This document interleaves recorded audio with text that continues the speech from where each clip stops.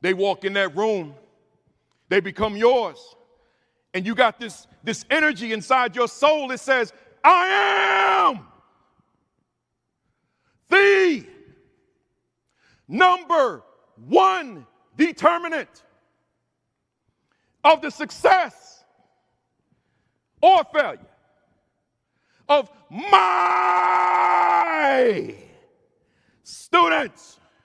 Hey, y'all, when you get back, kick some butt. I'll see you in the winner's circle celebrating your victory. Let's go. Let's go. Let's go. Let's go. Let's go. Let's go. Let's go. Let's go. Let's go. Let's do this. Let's do this. Let's go. Let's go. Thank you, everybody.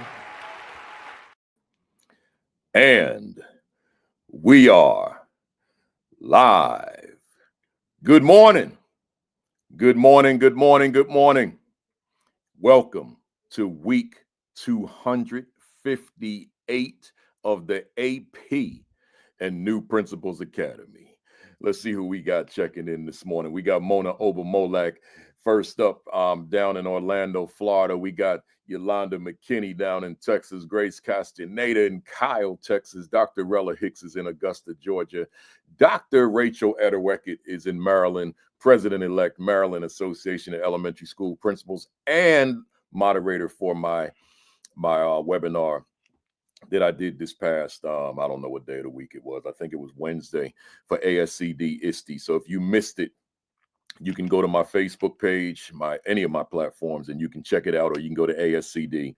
But excellent interview with myself and Dr. Rachel Etterweckett. Check out her work as well, and she'll be back on the platform for the third time later on in the year. Here we go. We got Anna Watson from Atlanta. Good to see you. Good to see you. Nadira Coley. Never seen that name on here. Nadira Coley is here.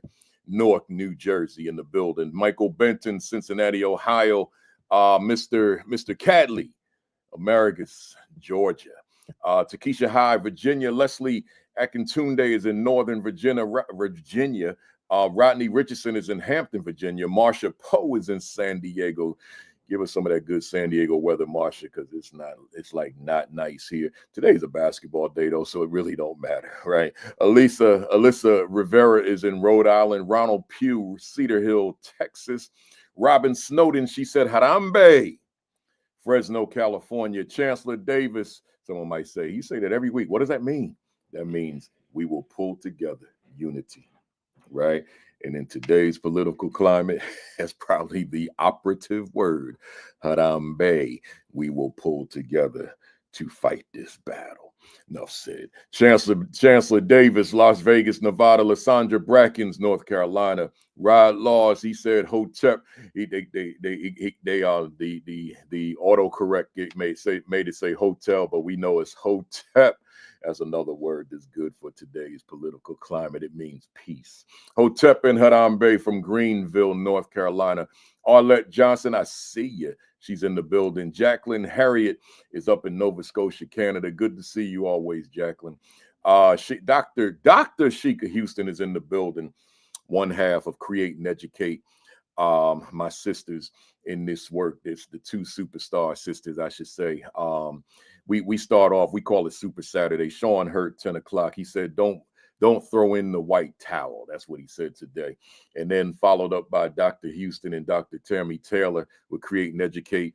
Yours truly at 10:55. And then, so that's Super Saturday. And then we rounded off on Sunday with Josh Tovar and Dr. Marty Moreno with PDP podcast. And we call it the Fantastic Four, man. I don't know where you're going to get all this PD for leaders or anywhere else in terms of just four back to back, man. That's where it's at. Where we at? We got Principal Dot McKeever Jeter in the building, Calumet City. Always good to see you, Dot. We got Tony McClenny, Westland, Michigan, in the building. LaKenya Rowland, Jersey, in the building. Where we at? Dara Feldman is in the building, Bethesda, Maryland. John Few. Where we at? I appreciate all them tags. Principal Dot McKeever Jeter. Let them know. Sid Watson, we are here. Good morning to you. 4AZ. Good morning to you. Anthony St. John is in the building. Greg Sneed is in the building. That's my man right there. Yeah, good to see you, Greg. Good to see you. Shakitha Jeffries is in the building. Rodney Richardson, James Wilburn, Denton, Texas. There's Sean Hurt. He said, don't wave the white towel, right? Don't give up on yourself nor your leadership, but you got to move strategically. Go back and watch Sean Hurt from 10 o'clock this morning, and you'll get the full gist.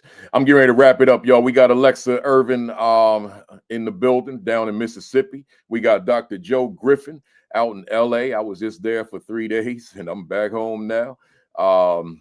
Decent weather. I ain't gonna say great weather, but decent. It was sunny, just a little chilly, but it wasn't bad. It wasn't Jersey City, New Jersey. Where we at? I'm getting ready to shut it down, y'all, because we got a lot to do today. Candace Smith, I see you. Candace Norwood, I see you too. Adrian Young, I see you. Kylan Wisham, I see you. And I'm gonna close it there. I ain't see my wife today. I might have passed her. I know, but she in the building though. The queen is here, right? I ain't see her name, right?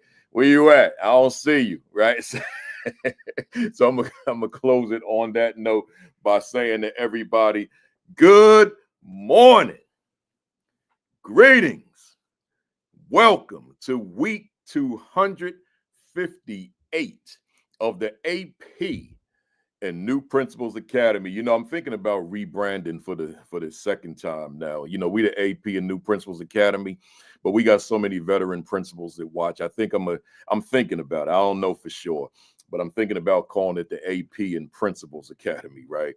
Because we got so many veterans, and I don't want veterans that should be on not watching because they don't think we're relevant.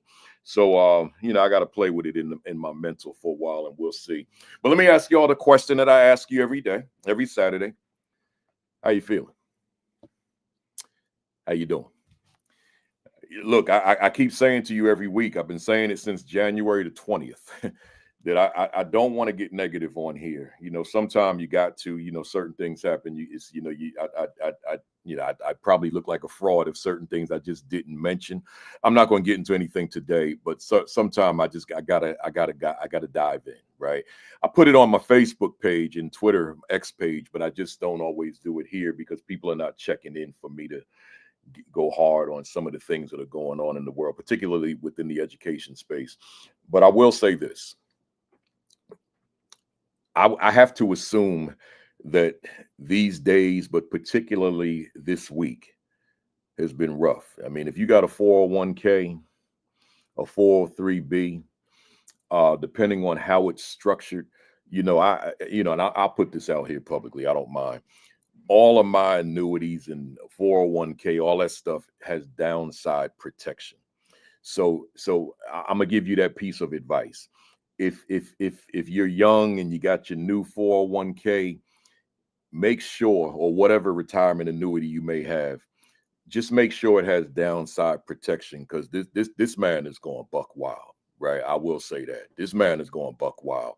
So when I see the stock market down 3.5%, 1,700 points. I mean, if that continues, which I really wouldn't think it will, but if it did, that can wipe people out. So make sure that you have downside protection structured in your annuity, your 401k, your 403b, you know, all that kind of thing. So that as this man is making all these moves, right? And, you know, I'm being very diplomatic right now, is making all these moves, that it doesn't affect you and your family. Right. So, I would like to think I'm protected. Right. But if it gets astronomical, then I won't be. But that's just because, you know, I'm aligned with the right people that can give me the right advice, you know, on my investments, that type of thing. So I'm saying that to you. Make sure you're aligned with the right people who can give you the right advice with your finances, because you don't want to, you know, you put in all that work, and then you got a madman that's playing with your money while he's playing golf in Florida right now, right? Or part of an event in Florida on his resort, whatever it is. I ain't even paying it that much attention. You can't. You got to move smart, y'all. That's my point. You got to move strategically, because if you don't, then you're going to sit around stress. It's going to impact who you are in your job in terms of your leadership, because your money is on your mind, right? Like my money, you're going to be looking at your phone all day, right? Checking the stock market. So you want to make sure that you are moving intelligently, that you are aligning yourselves with people that know more about finance than you do, so that they can help you navigate the world we're in right now, and that your money is as safe and protected as it can be. That matters, right? So that's not my monologue. So I guess I got things to say, but I wanted to at least give that advice. I hope that that's helpful for somebody. Somebody on here may not know that there's such thing as something called downside protection, right? So as the market goes down, you're still protected, right? So you may want to investigate that, right? So to make sure that you don't lose your money. I understand that the market rises and falls, as peaks and valleys. So as it falls, it will come back. I get all that.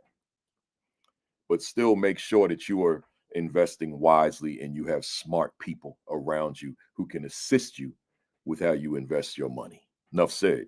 Hey, y'all, continue thoughts and prayers to the all the folks in Southern California who were impacted by the wildfires. I'm still saying that because it's not like they're in their homes.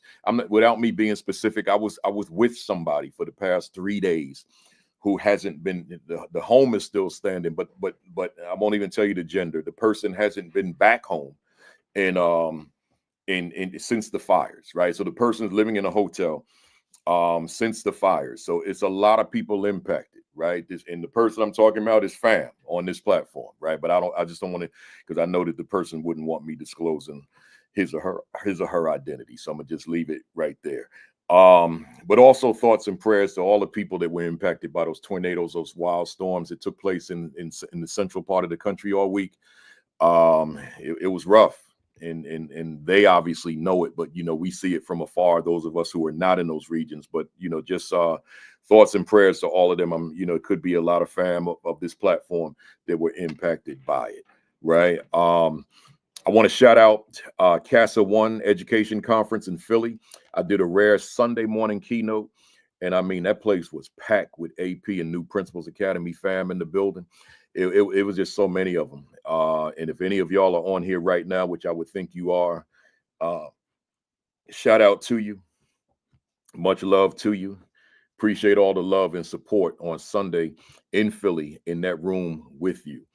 And then the organization saw it not robbery to give everybody a free copy of my book, Is My School a Better School? Because I lead it. So that was big too, man.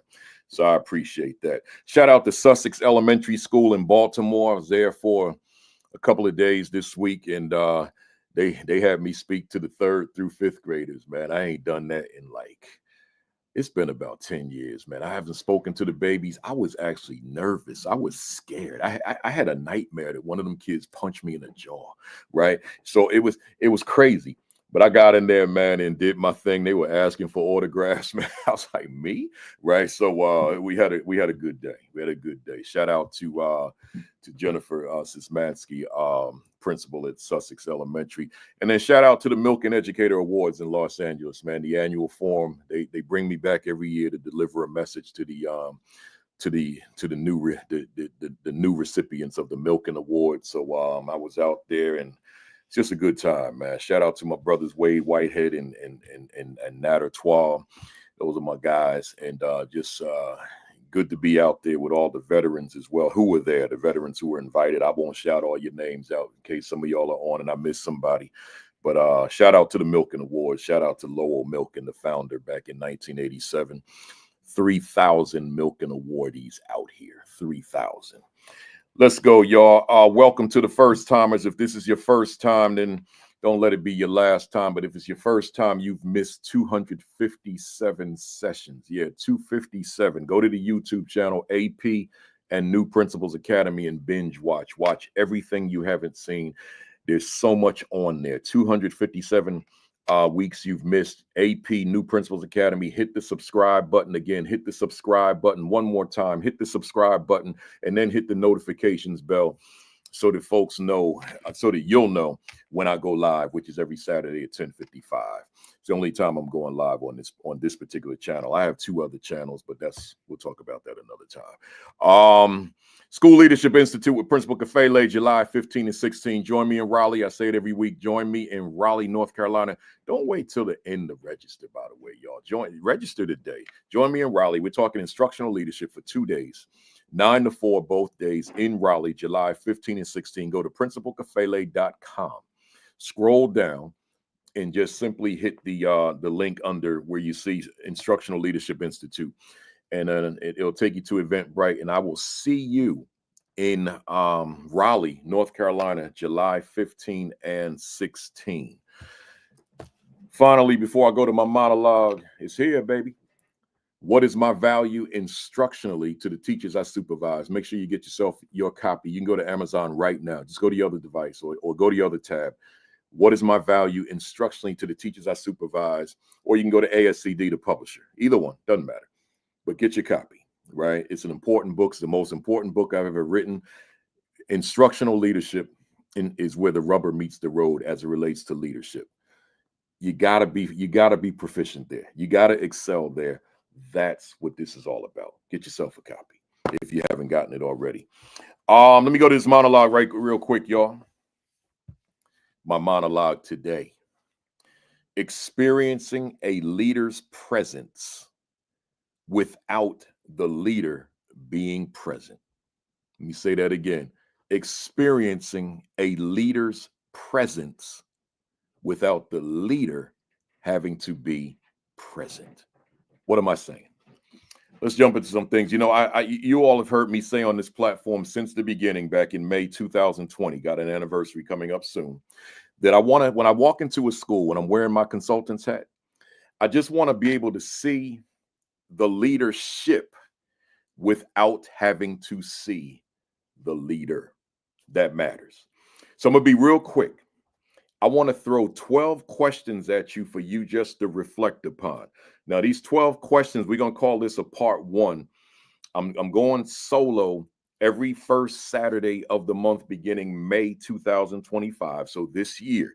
And I will revisit these questions in ways that you can take better notes. But for now, I just want to run through them quickly so that I can get to my guests. So again, when we talk about being able to see the leadership without having to see the leader, I want you to think about these questions. Number 1, what systems are in place that allow the school, my school, to run like a well-oiled machine, right? I just want you to think about that.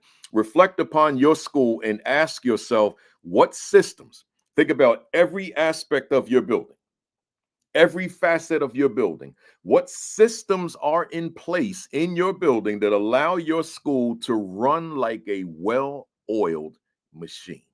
That's number 1. I want to see.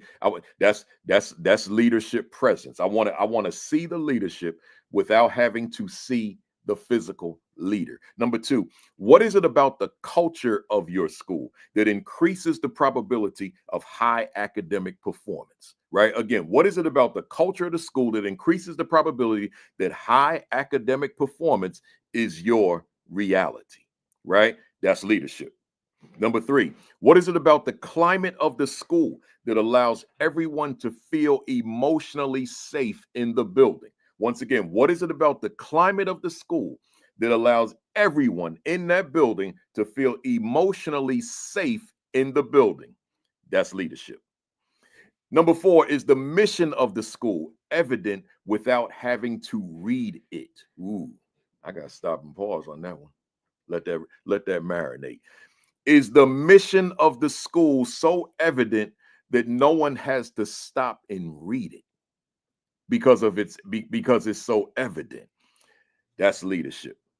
Number 5, is the vision of the school evident without having to read it? Said differently, like I did with mission, is the vision of the school so evident that no one has to stop, pause, and read it because you can feel it? That's leadership. Number 6, is the level of positive energy high, sky high in your building? Once again, is the level of positive energy sky high in your building? That's leadership. I just want to see the leadership without having to see the leader, right? Number 7, Is the level of staff morale high in your building? Once again, is the level of staff morale high? Or do you have folks coming into the building like, oh God, I can't wait till 3 to get up out of here? See, that's leadership. If that staff morale is low, that's due to a lack of leadership. Number 8, is the school a clean environment for learning? Man, when I was in a school recently, I won't say where, and the principal and I walked past a custodian cleaning a classroom. The trash was a pile. It was a pile, not scattered trash. When he swept it, a pile of trash. We both asked the question: how is that possible? That throughout the course of a day, there's so much trash that was never picked up or that was dropped down initially that it culminated into a pile of trash. That's not a clean learning environment. That means by the time you get to the lunch periods, them students coming in after lunch, they coming into a filthy classroom for sure. That's leadership, y'all. That's leadership. That leader doesn't have to be in that classroom for that classroom to be clean.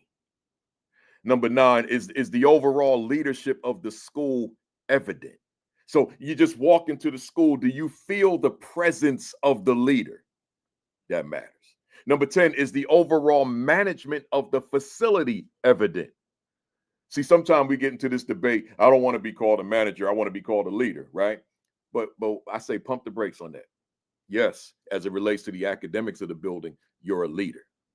But when it relates to the maintenance of that facility, you're a manager. Don't get it twisted. That matters. If that place is falling apart and you haven't done the things as far as connections to custodial staff, maintenance staff, etc., you've dropped the ball as leader, right? That's leadership. Number 11, almost done. Do each of the students have equitable opportunities to grow, develop, and soar? Let me run that by you again. Do each of the students have an equitable, that's that word that some people don't like, to have an equitable opportunity to grow, to develop, and soar? That matters. That's leadership, y'all. And then the last one is instruction in each of the classrooms of a high quality. See, in order to get to that last one, number 12, those previous 11 got to be in place, right? That's why I said we'll do a whole session just on these when I start going back to doing solos again on every first Saturday. Got church in my mind. But number 12, one more time, is instruction in each of the classrooms of a high quality. That's leadership. I don't expect that you're going to be in every classroom every day. You may get into 3 or 4 or 5. But what about the other 20, 30, whatever it is, right? Is it of a high quality? That's leadership. So when I walk into a classroom and I see high quality instruction, that speaks volumes about the leadership of the building. It speaks volumes about the teacher, obviously, but it speaks volumes about the leadership as well. So again, when I walk into a school, I want to be able to see the leadership without having to see the leader. Enough said. Let's go. I got guests today. My topic, man, what you say and how you lead matters. Once again, what you say and how you lead matters. Let me get my screen right before I pull up my guests here. Let me get it right. Here we go. I got 2 guests coming up here. I got 2 superstars in the building. I got Shauna F. King and I got Dr. Gemar Mills in the building. Good morning to both of you and good to see you. Good morning. Good to see you. Yeah. Good morning. Yes, sir.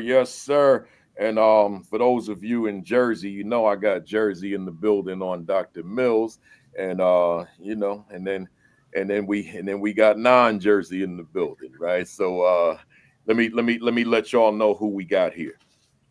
I'm gonna start off with Shauna King. Shauna King teaches graduate courses for pre-service and in-service teachers and regularly travels to various states as a school climate coach and keynote speaker. Shauna has over 20 years experience in education, having worked as an elementary school principal, student services specialist, middle school teacher.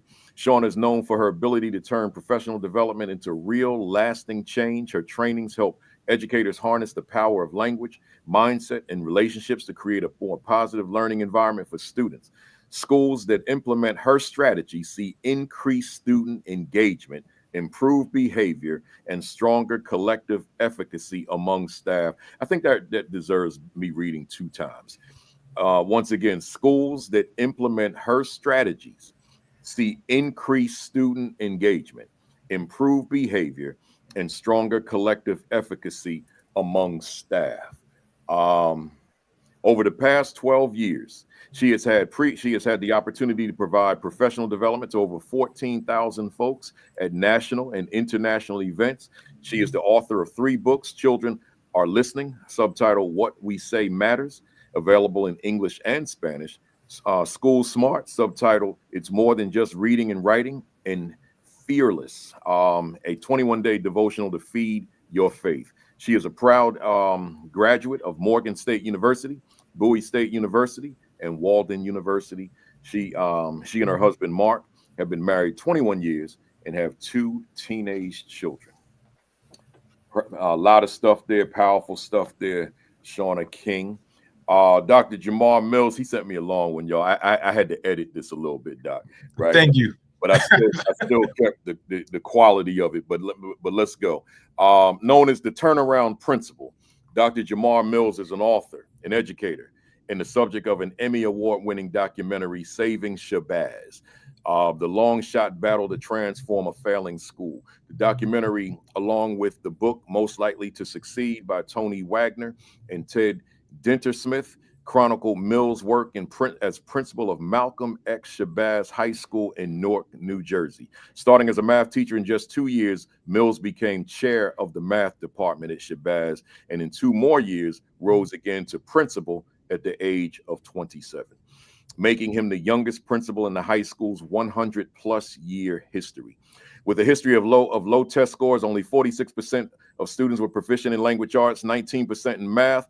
Violence in media, the school was referred to as Baghdad. Declining enrollment and non-attendance. When Mills took over Malcolm X Shabazz, it was described as one of the most troubled schools in the Newark Public School District and was considered the worst performing school in New Jersey. It was also threatened with the possibility of closure. In 4 short years, Mills accomplished what many thought unthinkable. Attendance skyrocketed, the halls became safe, and students' test scores improved dramatically. As noted by a feature article in The Atlantic, over the course of 4 years, Mills raised the percentage of students proficient in language arts to 74%, and the highest jump in the city. In math, 37% were now proficient. By pushing students to think more seriously about their futures, Mills increased the percentage of graduating seniors matriculating to 4-year colleges or universities from 23 to 46%.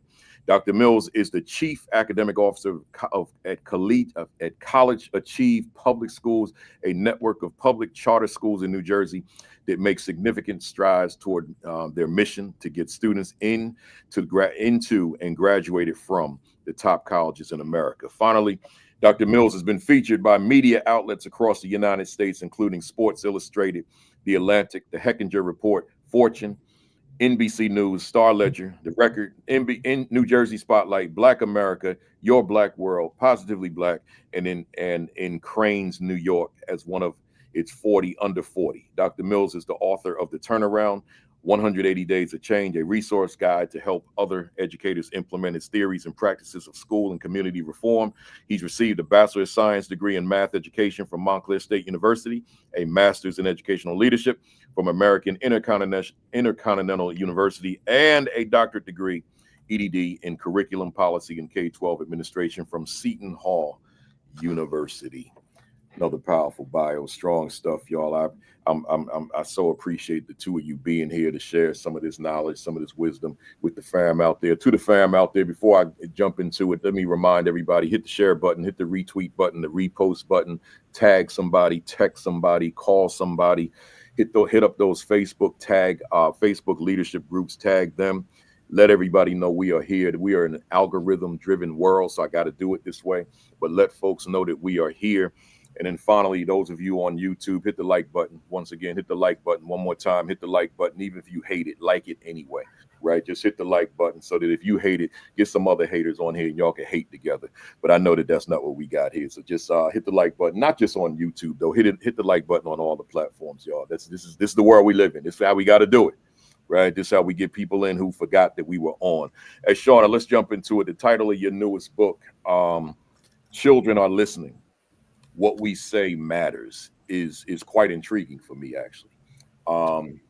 I literally sat here and then on the plane during the week, the 2 times I was on a plane, and I kind of thought through what that was saying without me actually going through the text. And then as I started preparing, I went through text. But my question to you is, when you say children are listening, what we say matters, what message are you conveying to the reader just through the title alone? Yeah. Principal Kafele, thank you so much for this opportunity to chat with you. I've been looking forward to it. And the children are listening for me is something that I feel like as adults, as educators, as parents, we have to remember. The kids are paying attention to us. In this world, we often think they don't pay attention. They're on their phones, they're doing all the other types of things. But I am just a strong believer that the adults who surround our kids, we are definitely modeling for them. Whether they say, "Oh, I saw you," or they didn't say that, they are watching us. They are listening to us. And so when we don't take that seriously, when we don't maximize the opportunities, the interactions, the words even that we plant with them, we're missing huge opportunities. I often say, think back to some of the things that adults said to you growing up. And I start a lot of my sessions with that. And people think back to children should be seen and not heard, right? Or I'll give you something to cry about. I mean, I get all kinds of statements that people remember. I said, but what's interesting is you remember them. You remember those words. And often we begin to say those words again to kids growing up. So there are seeds being planted, the words that we say to our kids. So I think we have to be intentional about what we say to our students. That's right. That's right. When I referenced that I spoke to students at an assembly, grades 3 to 5, and I haven't spoken to the young ones like that in a long time. Teenagers, yeah, but the young ones I hadn't. So I was nervous. But once I got in there, and it's in a gym, so I'm walking the length of the gym, and they're sitting on the floor, and they looking. They looking. Nobody's saying anything. They looking. Because they looking up.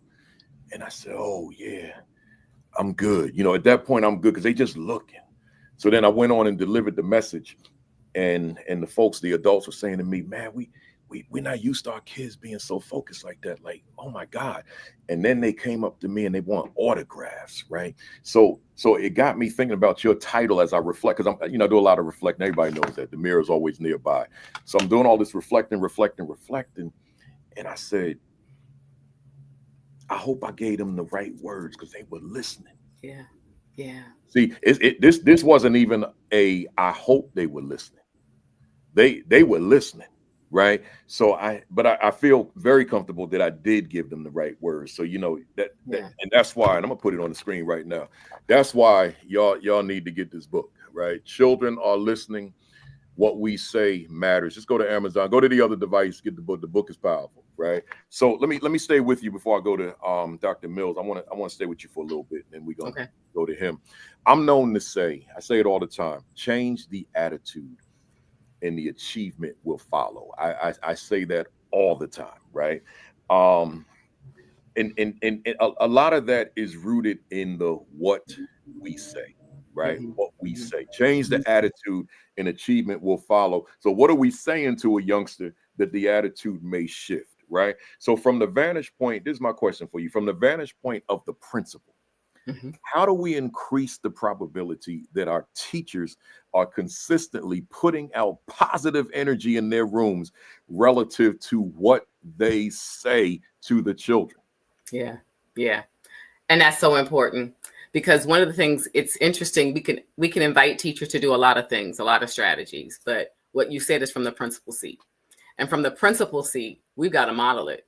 I mean, unfortunately, I've been in staff meetings where I've done a bit of a presentation, and then the principal might give their spiel for the morning and it is less than positive. And then at the end say, remember to give 5 to 1 positives to your kids. So if we want teachers to do something, remember, even our staff are watching, they have to hear and they have to feel it, because when we feel that the leader respects us, that is pouring into us, we can do it with kids. I mean, we've heard you can't pour from an empty cup. And sometimes that filling of the cup comes directly from the leader who says, you know what, I see you, I notice you, you are a rock star teacher. I saw how you built that relationship with that kid, and is regularly pouring into them. So then when you ask me as teacher to do that, it's easy for that to spill over. So as leader, as principal, we've got to model it. We've got to model what we want. So with that, speak to, like we're talking about what they say, right? Speak to the how they say it. Yeah. So how they say it. So it's one thing to just start with your mornings with a good morning and good to see you and things like that. But it's good to be able to give specific feedback, because we're going to give our regular, greetings to all of our staff. But what type of feedback are you giving me as an educator to let you know you see me specifically? That you saw maybe even something that I struggled with at one point, but now I'm growing. And to be able to give me some specific feedback that acknowledges what I've done and even give me a couple tips for moving forward. Because, one of the things I do is when I go into schools and I'm going and observing classrooms, a lot of times the principal will have me observing classrooms. I was like, yeah, but I'm not going to observe them unless I get an opportunity to give, even if it's just 30 seconds of feedback, because I want to affirm that teacher for something that I saw. And even if there's something that an area that we can grow, we have to be able to be specific in our feedback. And again, this is the same strategy we talk about with our kids. We don't want to just give good jobs to our kids. It's the same thing for our teachers. We must give that specific, actionable feedback to teachers so that they can grow and learn. Love it. Love it. Before I go to Dr. Mills, I would be remiss if I didn't tell you all, the fam out there, what I'm wearing today. I wear a Negro League shirt or jersey every Saturday morning. This is not a Negro Leagues jersey I'm wearing. This is April. So April, I always lift up Jackie Robinson. So a lot of times people think about Jackie Robinson going to the Brooklyn Dodgers in 1947, but what they sometimes don't know is that in 1945, he played for the Kansas City Monarchs with Satchel Paige and Buck O'Neill and others. But in 1946, he played for the Dodgers farm team, minor league team, the Montreal Royals, right? So this is the jersey he wore, number 9 on the back. This is what he wore in 1946. And then they called him up to the majors in 1947 to play with Brooklyn. So I want all the fam out there to know this history too, man. This too is a Jackie Robinson jersey. I wore the Kansas City Monarchs jersey recently, so I don't know if I'm gonna wear it again this month because I wore it like 2 months ago. But we're gonna be all Jackie for the month regardless, because I got a lot of stuff here. So stay tuned.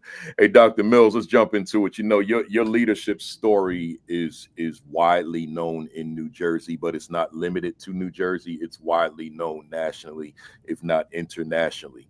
I got a 3-parter for you, as I have for Shauna. Starting off, how was a 27-year-old math department head ready to lead a school, given the data that I read in your bio? What made you ready for that position? I don't know that I was ready academically, but I think prepared life experiences truly equip me with the ability to really navigate relationships, navigate politics, and also connect with students that look like me, that had experiences like me. And I think it ultimately got them on board with my plan. But the reality was I could have never been prepared at that age. I just knew that discipline was important. Mindset had to be important. And I need to encourage the folks that were inside the building responsible for this journey, right? To do the things that I'm doing and model them. I wasn't one that was going to sit inside of an office and expect things to happen. I was going to be the first one to have the conversation with the young person about what they were doing wrong. And then once I got them inside the classroom, I was going to demonstrate to them that, hey, I'm going to show up in the classroom so you can see that everybody's accountable, including me, the teacher, you all, and me. And so once those things started to suss out and really like distill this like way of existing inside the building, I found that I was learning equally as much. And still, when you talk about that mirror, like reflecting on how little I still knew, but experiencing success with what I was applying from my past. Truthfully, just like these life experiences was helping me like reach young people and reach adults, because I could associate it with experiences that I had with my mother, or experiences that I had growing up in the projects and so on. You know, it's I think about you often because I think about my earlier years as a teacher. And I entered the ranks at age 28. So because I know you were 27, it's just a natural thought of Gemar Mills that, man, Dr. Mills was 27 when he walked into Malcolm X Shabazz as a principal. And I was 28 when I walked into PS 221 in Brooklyn, New York City as a first year teacher. And I think often, because of the work I do, it just forces me to think about those days, because I talk about it. But then I think about you, because I don't know anyone else that started as a principal that young. So you're in my head frequently. I'm like, this dude walked into a building at 27, right? So, you know, just kudos to you. But I want to go off my script and just say this. I want you to talk about your maturity. Yeah. At age 27 to lead a school. I'm not talking about your qualifications and credentials now. I'm talking about your maturity to be able to lead adults who probably 90% of the building were older than you, All of them. and children who are not much younger than you. Talk to us about the maturity that was required for you to be successful in that environment. Yeah, so you know, maturity is unique in that way, and I think that's synonymous with discipline, right? And so you're in spaces and you're constantly responsible for being ethical, equitable, and disciplined. And I think those were things that I learned as an athlete.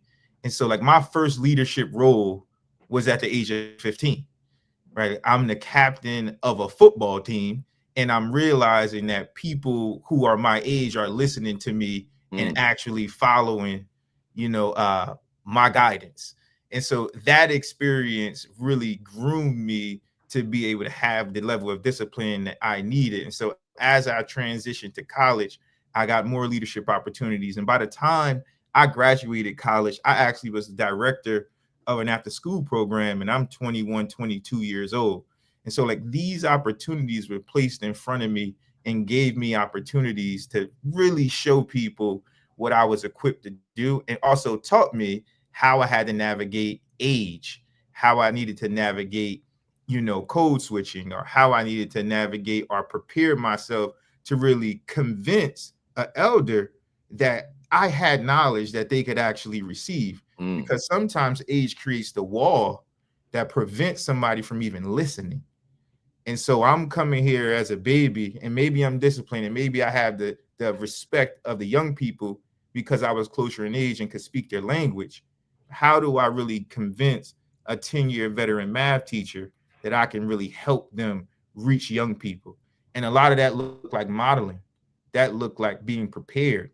That looked like, hey, listen, I've worked for the last 5 hours to the wee hours of the morning to make sure that when I came to you, I had every answer. And also I was willing to say to you, you watch me today, and I'm going to show you how we can get young people who you thought would never listen to actually interact with linear equations. So things like that, I think, really built confidence in me to really carry out the journey or the duties that was bestowed on me on such a young age. And so I pride myself in really just like taking on the challenges of those environments, and then meeting the bar, because like expectation was high, and in many people's eyes, I was supposed to fail.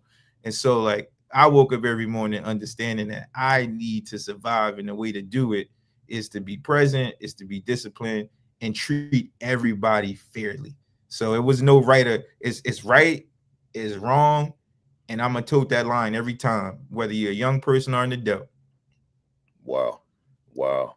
Let me ask you one more, and then I'm gonna go back to Shauna. Given the reality of Shabazz at that time when you became principal of the school, you were in the school as teacher and math coach, but you weren't the leader of the building. At what point did you have a vision of what that school could become under your leadership, what it could evolve into under your leadership?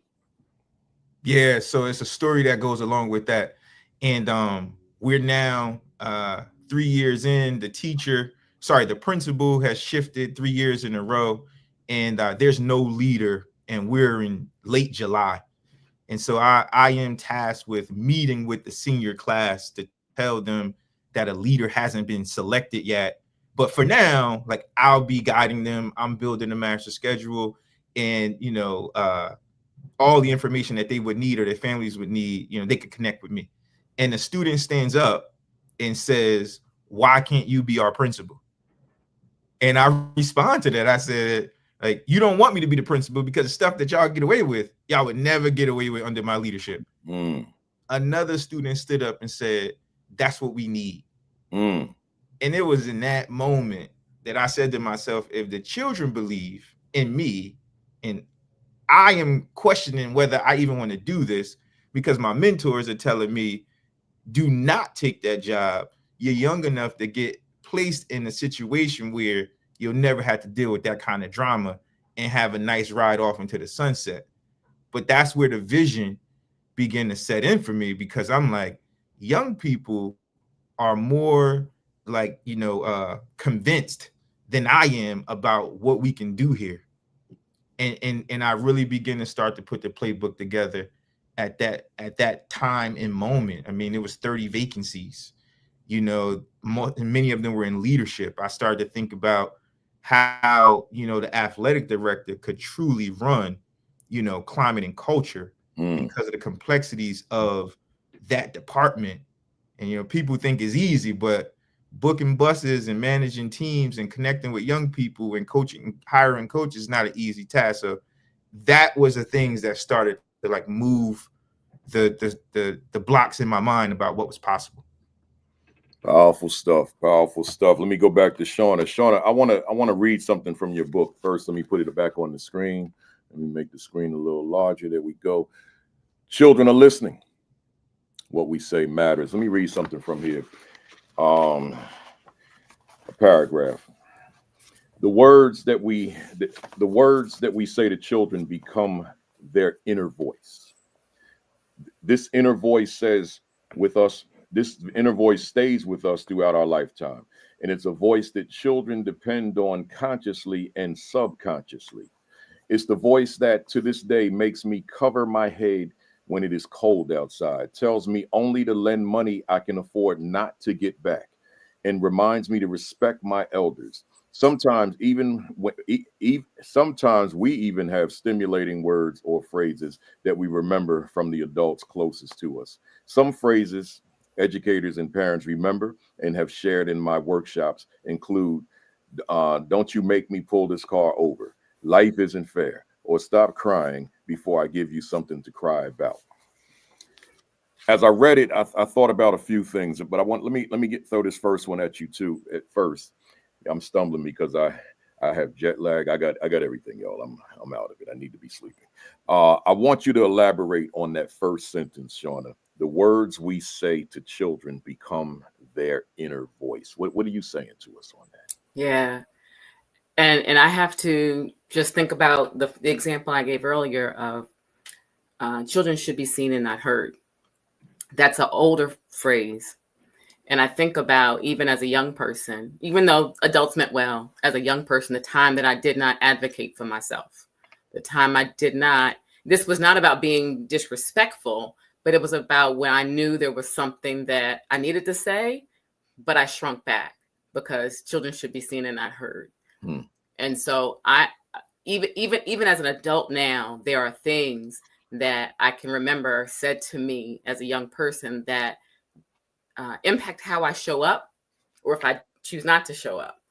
And what I'm intentional about, even now with my own 2 children, is about not just repeating the phrases that may have been said to me, but as I said before, being intentional. What do I want them to say when we're not with them? Because we're not always going to be with them. I have a son who's in college now, and I'm not with him. What's that voice that I want when he's in those situations where he needs to persevere, when there's something that's difficult in front of him and he's not sure about what he's doing? And does he hear his mother saying that when you put your mind to something, hard work matters, preparation will take you further? Does he hear that in his ear, in his mind, even though I'm not there? And so I'm just very intentional about, although there are so many things that the people in my life poured into me that are helping me to get where I am and do their certain things, there's some voices that I've had to quiet. And so as an adult, I just really am big on saying, what are those things that we want our children when we're not there? What do you want them to say? Does it help them to stand up? Does it help them to feel the greatness that's inside of them? Does it help them to feel joy? Does it help them to caution when they need to have wisdom? What are those words and how are they sprouting in our children? Yeah. So Shauna, talk to us about therefore, because the sentence said the words we say to children become their inner voice, right? So what happens when those words are demeaning and derogatory? So just a quick, I have to say to you that one of the things that I've learned is this is a growth process for me. When I started teaching, I was that teacher I'm looking to help. Oh, okay. I was. So was I. So I feel good. Okay. I understand. I have to be vulnerable. I don't want to tell folks, oh, I've been doing this. I've been saying wonderful things. No, I haven't.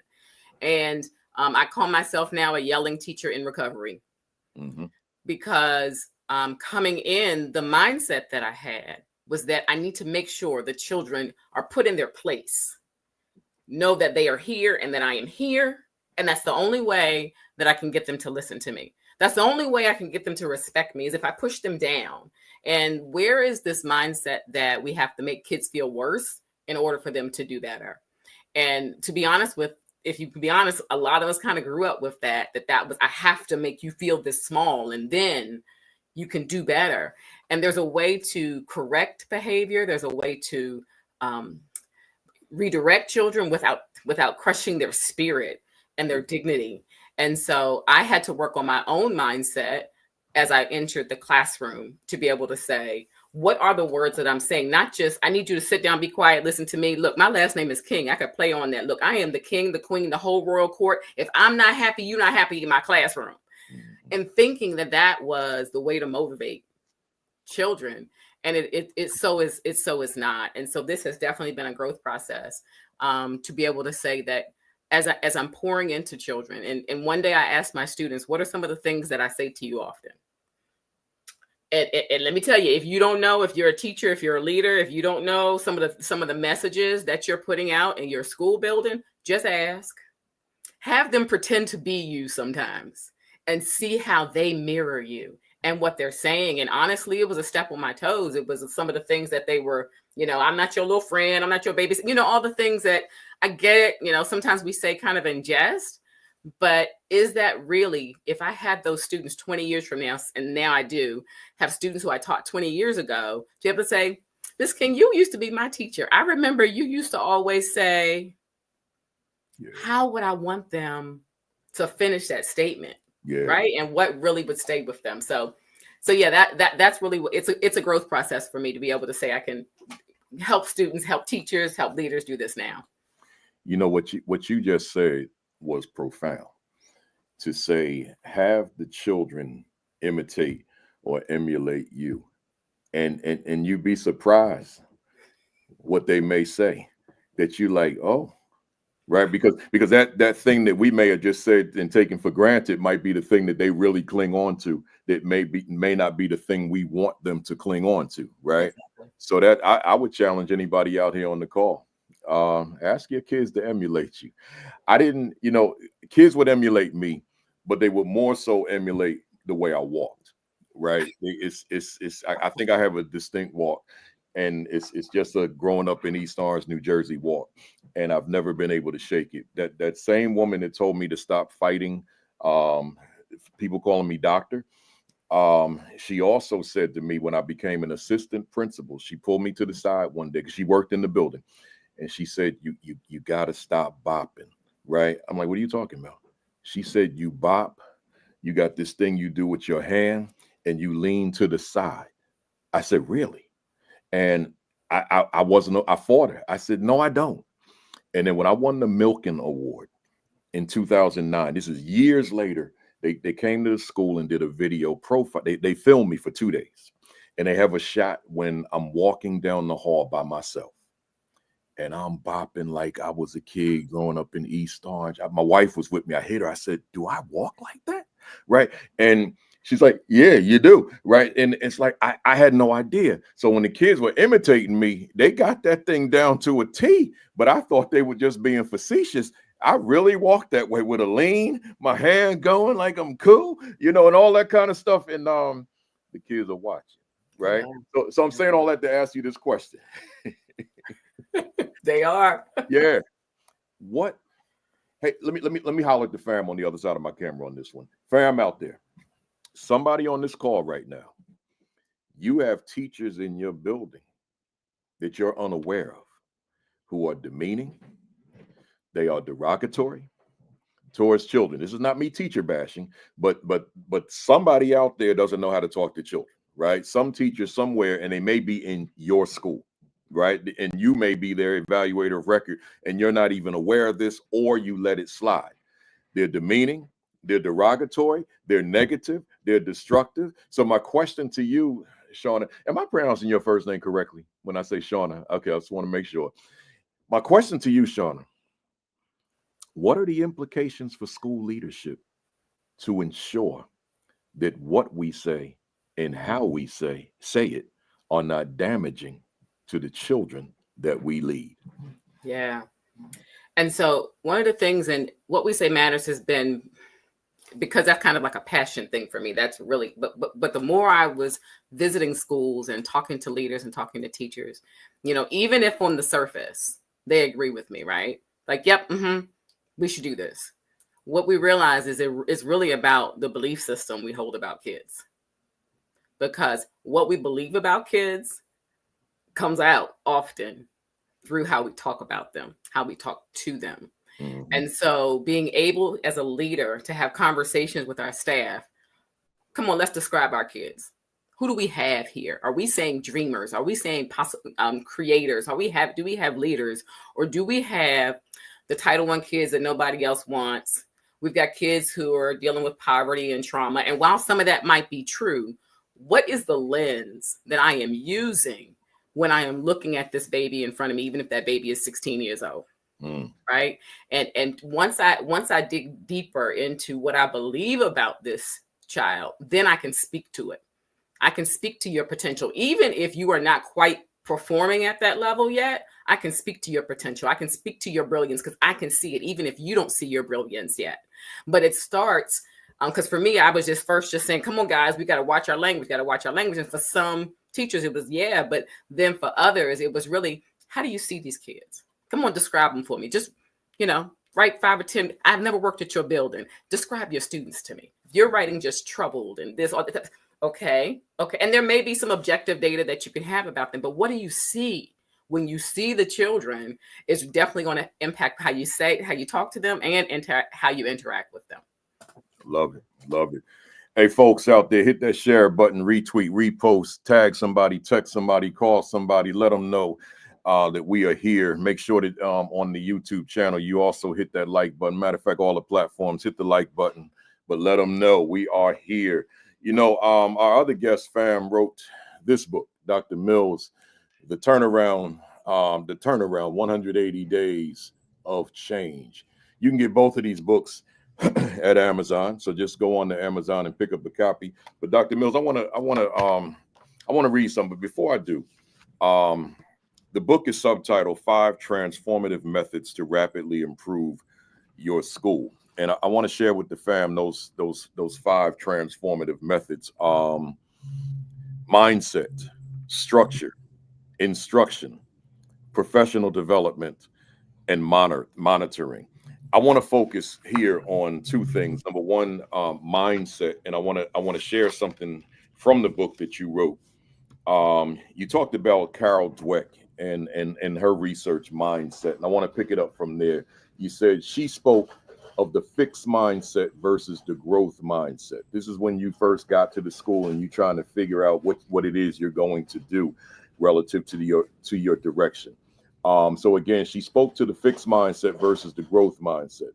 When describing a fixed mindset, Carol Dweck was talking about a person who is not open, who have experienced so much failure that they cannot produce anymore or don't believe that they can produce at all. On the other hand, a person with a growth mindset lives and works with the belief that things can change, that individuals can make changes in their lives and in their thinking that will open up a world of success. I want to go on. It says, when I read mindset, I felt this concept, this is you now, was what Shabazz needed to understand for us to begin moving in the right direction. Because at Shabazz, we had to overcome the mindset that nothing would ever solve the problems. I've already told you that people would say, this is Shabazz, it is what it is. Meaning that if a fight broke out, it is what it is. If kids smoke marijuana in the hallways, it is what it is. If young people were caught having sex, it is what it is. If we had to go out on 5 fire drills a day, it is what it is. Everyone had this fixed mindset, this fixed belief that it could never change. Shabazz had to change the idea that nothing could change.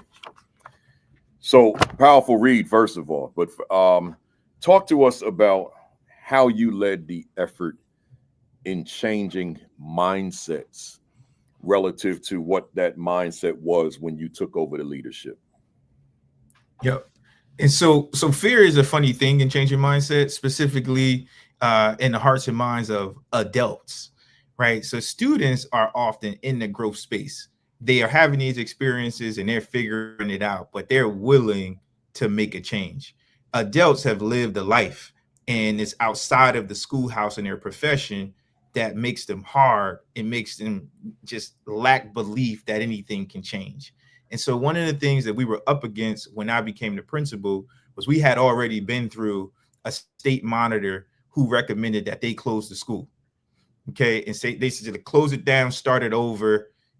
You got a new superintendent. This new superintendent is giving this young guy an opportunity. This is who the alumni wanted. Go ahead and see what happens. But we plan to shut it down. And so the fear of that happening and me playing on that to help adults understand that, hey, we're all in this together. Like, we must protect this house. They called it the dog house, right? So we must protect Shabazz. And what I do is equally as an implication of failure or success as what you do. And so we got to really start to undo this belief that it is what it is. Mm-hmm. Another thing that we saw happening was a shrinking of the student population, which means that there was a shrinking of the staff. So anyone that was in front of me, you weren't going to remain if we couldn't begin to have belief that this thing can change. So it was things like that that really begin to hit someone who had been there for 20 years that, listen, if I don't start to believe, this won't exist. And where would that leave me? And, you know, older folks that have been in a space, they don't like a lot of change, specifically in their profession. And so what I begin to bucket folks are as, because I know everybody wasn't going to be on board, there was those green lights, and those were the straight on, they were ready for growth. There was those red lights, and they were fixed and they were hard, and they had their beliefs because of their experience. And then there's were yellow lights, and a large majority of folks were yellow. And we had to figure out how we got those folks from the yellow into the green. And that helped us pull the red lights ahead. Even if they never became yellow, they at least were mute and really didn't speak on what still was. They could only acknowledge where we were headed. And so I think if I had to distill it down to a word, it really did begin with fear and presencing them to the fact that we're here because of how we feel, and that is broken and fixed. And if we don't start to do more, this experience will end very badly. And so I need you all to start to take this and believe that we can move in the right direction. And that was the promise, right? But then action, right, continues to be like this dopamine, if you will, to say like, oh, okay, I might could believe in this. And then like one more, and then it's like, we didn't have a fire drill. Things might be going. Oh, whoa, kid acted up in my class. Somebody showed up to help me. Oh, it's so those promises that I made, I kept them, and that really began to make the shift really quickly. Yeah. So that those incremental shifts in mindset and attitude, growing, building until it accumulated into what you needed it to be. To now we can move on. I want to hit another one of those strands, those transformative, as you called it, transformative methods. The one on instruction. I want to read again. How do we attack instruction powerfully? How do we ensure that there's going to be student achievement in year one? To answer those questions, it required a focus of not one administrator on the team, but a group of administrators hired to focus solely on improving teacher quality and student success in the classroom. If there's any superintendents watching today or who will see the video later, anybody from the central office side, on the academic side, I want you to hear this particularly. Every instructional administrator was relieved of cafeteria duty, parent conferences, and disciplinary referrals. I'm going to say it again. If there's any superintendents on here, assistant superintendents on here, even commissioners of education on here, anybody from central office in administration, I want you to hear this. I'm going to read that again. Every instructional administrator was relieved of cafeteria duty, parent conferences, and disciplinary referrals. They were not responsible for doing any of that stuff. They were only responsible for going into classrooms on a regular basis and determining what the deficiencies of the teachers were and creating professional development around what teachers needed to be successful.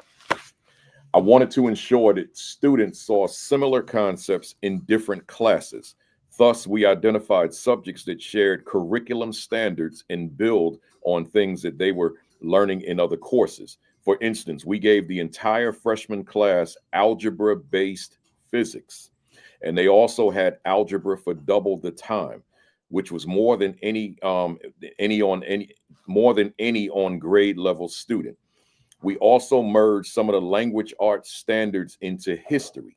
We took writing and reading standards from language arts and applied them in art courses and music courses. Language arts were the focus. We began to see progress because students started to master content that showed up in multiple classes throughout their day. There's a lot in them 2 paragraphs, man. A whole lot. Let's first look at the administrators, right? Talk to us about how that happened, that these administrators were able to be full-time instructional leaders. Yeah, so, and this is really important. And I always tell people when I'm describing this concept, don't get caught up in the title of administrator. For me, I had the administrative capital to revamp the way the cabinet looked. And so sometimes that looks like a coordinator or a coach or a lead teacher in other people's spaces. But ultimately, most schools are set up by grade level administrators, right? They're just like a 9th grade leader. Now, when you have that setup, that 9th grade leader is responsible for everything: a teacher conference, teacher evaluations, discipline, like all those kinds of things. So I wanted to make a paradigm shift where we had silos of focus, right? Like if my athletic director isn't proficient or have a deep academic knowledge of mathematics, I really don't want him playing inside the classroom. I want to really magnify his efforts in climate and culture. So, hey, here is your lane. You focus on climate and culture, and here is your team: security, any deans that we may have, and any instructional assistants, any social workers. That is your team. go far and wide and stay out of the classroom, right? But then there's these leaders who went to school to be directors of ELA and director of math or vice principals, or like they're academics. And we want them waking up, thinking about that, and to create consistency with teachers. Because the worst thing you could ever have happen is you have an evaluation, you do a post-conference, you make all these promises to the educator, you never come back, right? And so how do we not do those things? Is we clear their day from anything that isn't teaching and learning. And so they got their own lane of work, no grade levels, just teachers. Here is your subset of teachers. These are the people you focus on 24/7, right? These are the people you PD. You never do discipline because somebody's handling that. And discipline team or economic culture team, you never do academics because someone's handling that. And then that third piece had to do with support services, because when you're in the thick of academics and you're understanding that there's layers of proficiency, students are going to need certain kinds of supports. And so there was an administrator focused on scheduling as well as guidance to figure out how do we begin to attack students who we found just having them inside of the classroom with good quality instruction is not going to get them to where they need to go.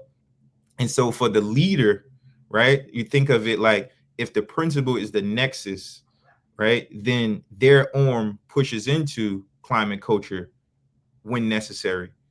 Their arm pushes into academics when necessary. And then lastly, they will put into student support services. So that structure really helped give people a lane, a thing to think about every day, and a space where they can really, really know how they can be impactful every day. I mean, that increased our walkthroughs inside of a classroom from, I don't know, let's say 20 a month to over 100. And so that amount of touch points also lightened the load on the teacher, because me being in your classroom became a norm and not a I gotcha. And so the authenticity of the conversations, teachers' guards begin to come down because they say like, oh yeah, I made that mistake. And, yeah, we're gonna work on it, and then we'll get it right. And that repetition turned to positive outcomes in student proficiency. And I just want to remind anybody that forgot or anybody that came on late, we're talking about a leader starting at age 27, right? So this is happening, through 28, 29, yeah. 30. This is a very young leader. And we're talking about not only the idea of how the administrators are being utilized, but also the integration of content areas, making them interdisciplinary. And it's just powerful stuff. It's just very powerful stuff. So I'm hoping that the folks on the other end, when we talk about the two, because what I do, I combine two topics into one: what we say and how we lead, right? So there's so much here. Make sure you're taking good notes. Let's go. I want to delve into your talking points now. So let me readjust my screen for me. And while I'm doing that, folks, hit that share button, that retweet, that repost, tag someone, text somebody, let them know we are here live for week 258. Shauna, let me go to you on your first one. You won't see all the words of the first one you wrote because I can only fit 200 characters. So I'm gonna read the rest of it from my notes. But you said, as it relates to school leadership, I am most passionate about adults being the change they want to see in their students, demonstrating and modeling the mindset, attitudes, and behaviors. And here's where I pick up. Let me do it again. Demonstrating the modeling the mindset, attitudes, and behaviors we want students to adopt. That the most important ingredient in fostering school culture. Once again, because it's not on the screen. Attitudes and behaviors we want students to adopt, ... that the most important ingredient in fostering school culture. Mm-hmm, mm-hmm. What are you saying to us here? Yeah, so we know we're the thermostat, not the thermometer. And I believe when I think back to my own career from substitute teacher the very first time I walked in as a substitute teacher at 20 years old into a high school. And the kids were 16, 17. And I'm trying to figure out how to show up when they're looking at me like, aren't you supposed to be in your own class? And trying to navigate how I was showing up in that space. Because when you're young, you're not, especially when you're working with the big ones. But it really is about how we speak, how we interact, and what we believe. Those are the three things that I really believe kind of capture, whether you're in the classroom or the leader, about how we're modeling this. So when I have teachers or schools who'll say, oh my gosh, these kids are out of control, or these kids are doing this. And, sometimes when I get a chance to go into the building, sometimes I see adult behavior that's the same. And to be able to say that, how am I showing up in the space? We all know that because children are watching and children are listening. It's funny because I think it's James Baldwin who says children haven't been very good at listening to their elders, but they've never failed to imitate them. And that to me is powerful because, as I said before, what are we showing them? How am I? I mean, call me old school, I don't know, but I'm talking about from the way that I show up in a classroom, from the way I dressed, so that I didn't just wake up and come in here. There is going to be a level of, if I want something from you, I want you to see that I'm doing that too. I can't tell you to make sure that you have all your things and materials together, but I look like I'm just making this lesson up on the fly. Yeah. I can't tell you that I'm gonna need you to be respectful, but when the principal comes over the PA system, I'm like, oh, there they go again. Wow, right? And again, these are all stepping on my own toes because these are things that I had to learn, and really, I needed your mirror earlier to be able to be reflective and saying, how am I showing up in the space? And so from substitute teacher to teacher, it's funny, I was never an assistant principal. I was a principal at a small non-public school who didn't have a assistant principal. So I went straight to the principal seat. And just even going in that space to be able to say, this was a school that said, okay, we have very, very high standards for our students. We have very high standards. And I'm like, wonderful. I want to have high standards too. What are our standards for ourselves? And the room went quiet. Yeah. And it's got to be both and. It's got to be both and. And so that's just something that I think, and as educators, we want that. We have it. We chose this profession. We have it. Sometimes it's just a matter of reigniting that to be able to say, how do you, even as a mom, who's the teacher I want in front of my kids? How can I be that? Who's the principal I want in front of my children? How can I be that? And so being very reflective on those areas, language, attitudes, and our mindset, it's huge. So thinking about everything you just said and reflecting on it, the principal, what is my role? How do I make my staff understand everything you just said? Let me put it back on the screen here. So as it relates to school leadership, I'm most passionate about the adults being the change they want to see in the students, demonstrating, modeling the mindset, attitudes, and behavior.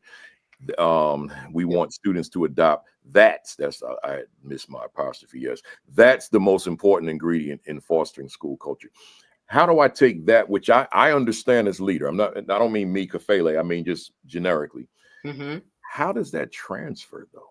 When I've got staff who are seeing the world so differently, which is inclusive of seeing the students in ways that I may not be seeing them. Yeah. And some of it has some hard conversations. And I think as leaders, I know as the leader, you have to start with what your vision is, what you see. I love at my daughter's high school, and the school is called the Mecca of Excellence. Shout out to Charles Herbert Flowers Excellence. And the Mecca of Excellence, they already know this is where we're setting the tone. We've defined our brand. And this is who we are. And the leadership at the school regularly pours into the kids and then the teachers. This is who we are. And so I believe when the leader regularly, and leader the principal, assistant principals, all are speaking the language of the brand, who we are, what we believe about our students, when we're calling our students scholars. Some folks can't get on board with that. And in those hard conversations, you just say, if this is not what you believe about these students, then this may not be the place for you. And it's okay. And I always say, Q-tip, quit taking it personally when someone leaves your building. It's okay. But you want to be able to say, this is the vision that you have for the students in this building. And if it's not, are you willing to try to learn? Because the fixed mindset that we just talked about can exist in our teachers. And if you have a fixed view of who the students are, who they can become, and you're not willing to get on this train to be able to say, no, this is where we're going, and we're going to be able to help facilitate that, this may not be the place for you. This may not be the place for you. So we've got to be able to at least be honest. And for me, I had a principal. I actually had two principals who believed in me when I was a teacher. Again, I was the yelling, I was the negative, and get this child out of my classroom. I shouldn't have to deal with this type of teacher, this type of student teacher when I started. But I had administrators who believed in me and who said, you know what, I can see better. I know you love these kids, but do they know it? And sometimes the way you interact with them, I'm not sure, do you like kids? And I was like, yeah, most days I like kids. And when they called me on my stuff and made me reflect back and see how I was showing up, it helped me to grow. They introduced me to different professional development to give me some strategies, because you can't just have the passion and the idea to want to be even a better classroom manager without some strategies. Okay, yeah, I believe in the kids, but what do I do when this happens? And when you marry the passion, the motivation, and the desire to some real strategies, that's what helped me to grow and say, oh, look what's working. I'm trying this. And it wasn't overnight. But it can be done. It can be done. But if the leader, you're looking for those folks who are willing to say, yeah, maybe I'm not there yet, but I'm willing to go. I'm willing to see what you see as well. Love it. Love it. Love it. Let me keep moving. Let me go to Dr. Mills. You said data-driven decision-making, using data to inform decisions at all levels, allowing for targeted interventions, improved practices, and the monitoring of student progress to drive continuous improvement. That's the part that you don't see on the screen. What are you saying to us? I mean, so it's very hard for me to make a decision without any points of reference. And so I don't want to guess, because a lot of times when we guess, it's how we feel and not the actual root cause of the problem. So data allows us to get closer to solving the problem as quickly as we possibly can. And so when we think about, right, where I once was at Shabazz and where we were able to grow student proficiency, and even currently the schools that I am over and some founded, those schools are rooted in the data. And so an example of that, when we talk about student proficiency of just reading, right? We want to know what their phonemic and phonological awareness is. How many letters, names can they identify? How many letter sounds can they make? What sight words do they know, right? Like, we really want to get into the science of it and then begin to attack that in such a way that we can improve proficiency fast. And then the way we do that is through progress monitoring. So we provide them a prescription, we offer that prescription for 2 weeks, and then we assess whether or not they've grown. And so what I found that to do is students who are going through that process now are entering 3rd grade and they're 60% proficient, and their counterparts growing up and having the same experiences with them are functioning at 11%. How do we begin to improve everyone and lift everyone up? I think data is going to always be the secret sauce. And so when we're even establishing a model for what a student's day looks like, we know that students need on-level grade instruction. We also have to acknowledge that they need an opportunity to have a tailored experience. And so I put those things together so that a student has that opportunity every day. And then it gives the teacher, the administration, the opportunities to assess the data in real time. So not only looking at standardized assessments, we need to look at what's happening in real time as frequently as we possibly can, to the point that students can get an authentic prescription daily. So a quick example of that at College Achieve, you get a tier 1 lesson, an on grade level lesson.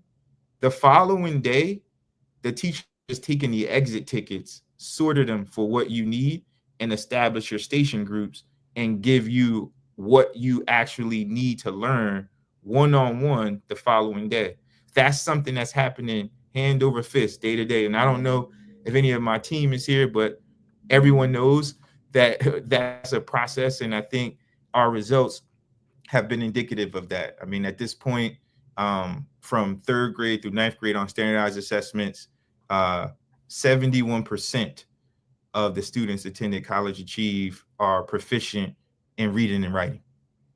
And that's beating the state by almost 20 points. Wow.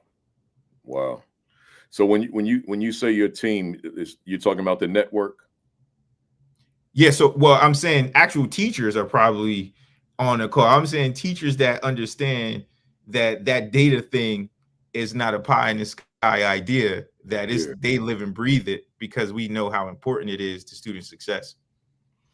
Good stuff. Let me holler at the fam out there based on everything you just said. Let me put the comment back on the screen, fam. Where we at? Here we go. Data driven. So with data driven decision making, to the fam this tuned in today, I got a question for you. As it relates to your roles as instructional leaders, what role does data play in your coaching of teachers? Right? That's just an open question for you all to consider. Maybe write it down. As it relates to who you are as instructional leader, what role does data play in the coaching of your staff, right? Data-driven decision-making relative to individual students in that classroom, but also looking at the aggregate as a class, right? What role does it play? How are we performing as a collective, and how are we performing as individual students? If data is not at the core of your conversations, then you got to reassess what your coaching model looks like, right? I just can't overemphasize, and the two of my guests know that. And in this case, Dr. Mills, your decision making has to be rooted in the data that's being generated. It's just critical. It's critical. Good stuff. I meant to tell the two of you, I forgot. Feel free to jump in on each other's talking points, right? If you got anything on your mind and you just want to jump in, the floor is yours, right?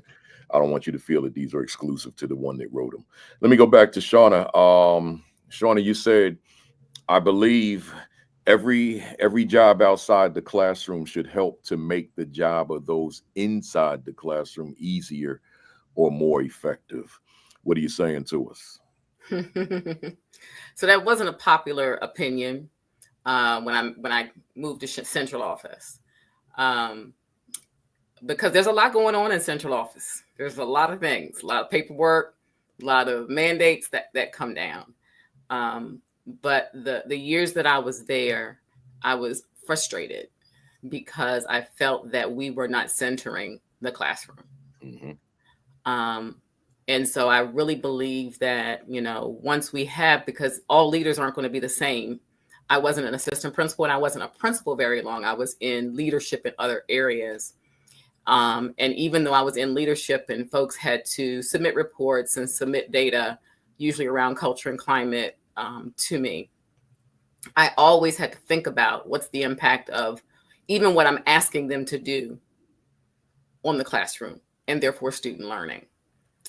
Because often, we kind of can get caught up in, I have this to do and I got to turn this into the state and I got to do that type of stuff. And I'm under this deadline. And so let me send this massive email to make sure that this is top priority for everybody to know. Well, is it really top priority?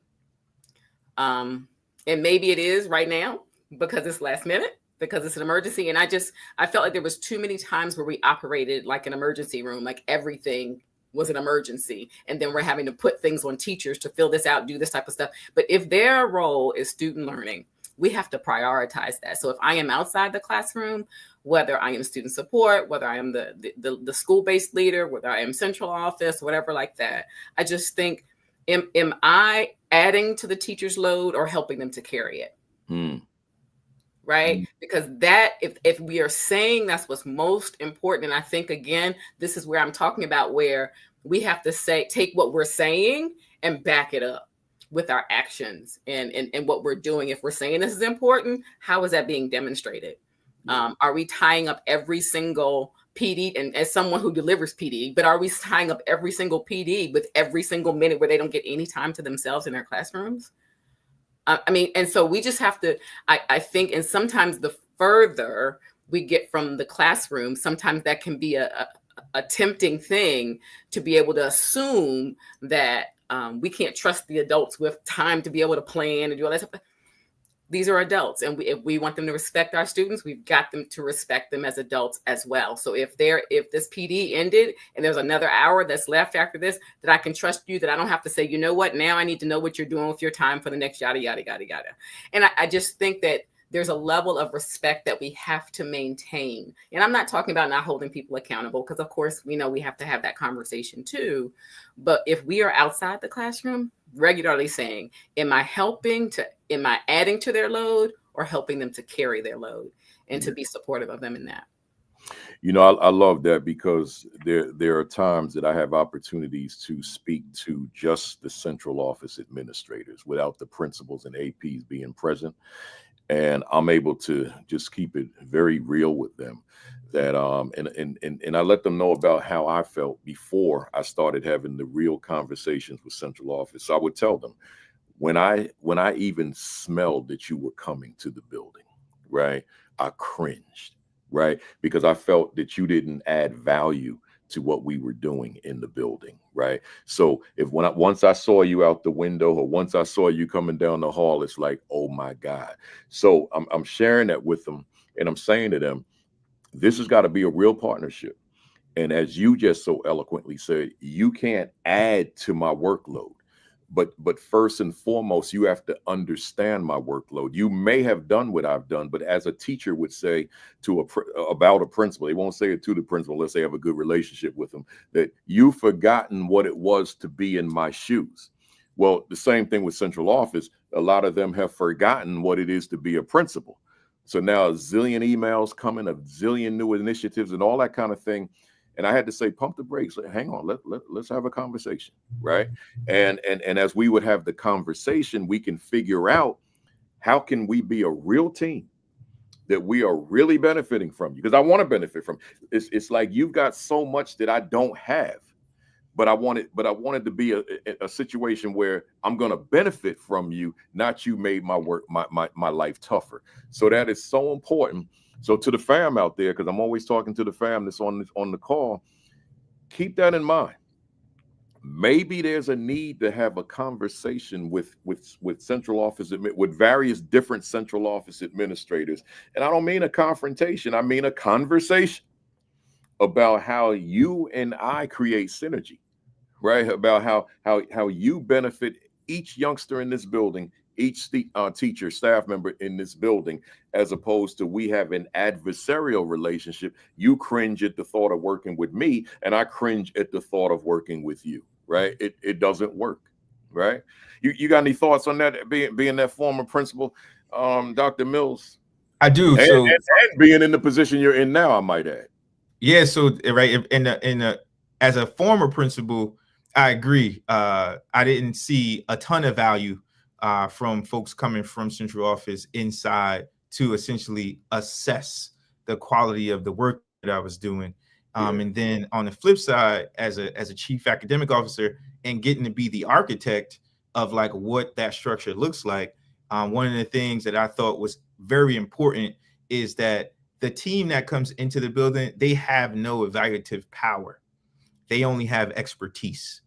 Yeah. And so the way that you draw building leaders, administrators, and teachers to and respecting your leadership is because you are expert in the work that you've come there to do versus you coming there to assess the quality of what's happening. And so I push that greatly because that's the paradigm shift that I believe needs to happen in all school districts is that you don't come from outside to assess my quality. You come to improve our practice to make our quality stronger. And when people come with that mindset, it works for the greater good of the children. And so when I got the opportunity to architect it, that's exactly what I did.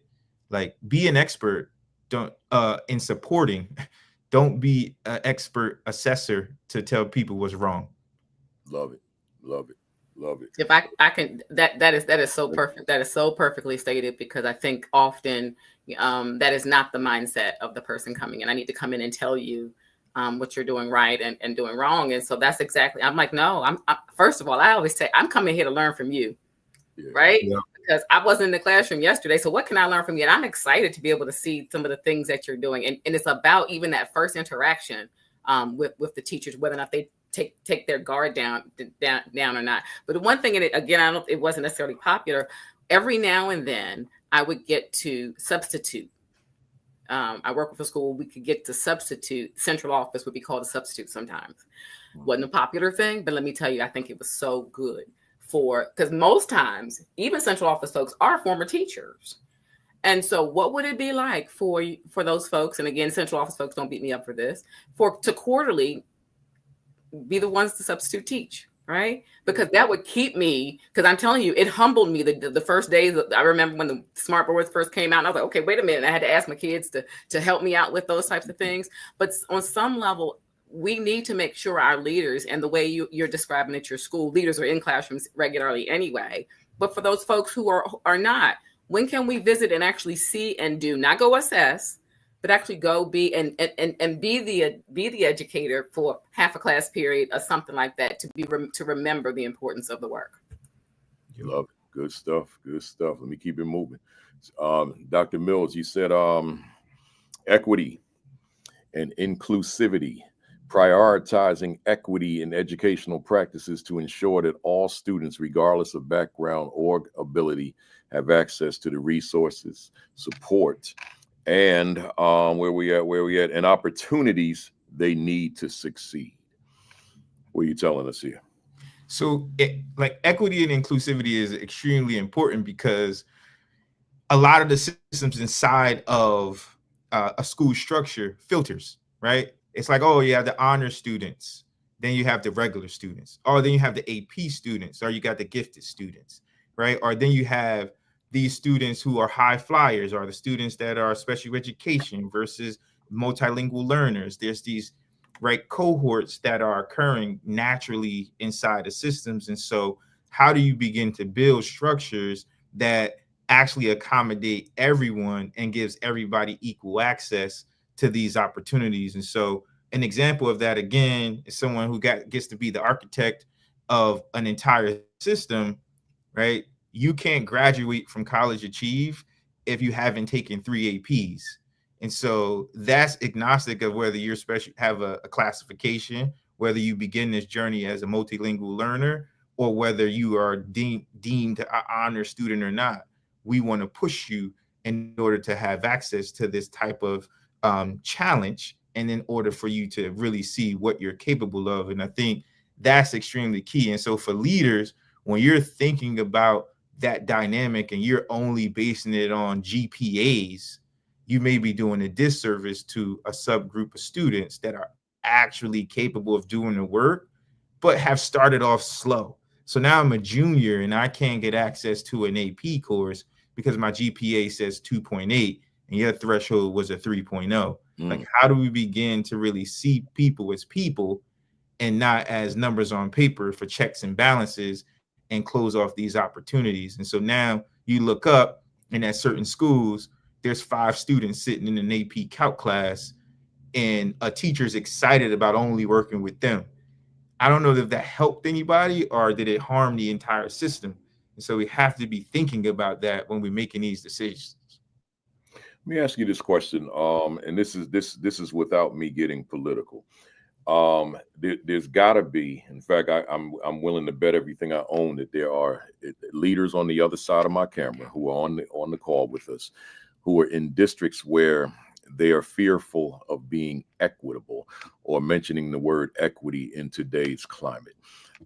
With you and I, with the three of us knowing the significance and the power in equity, probably were equitable before the word became a word within the education lexicon.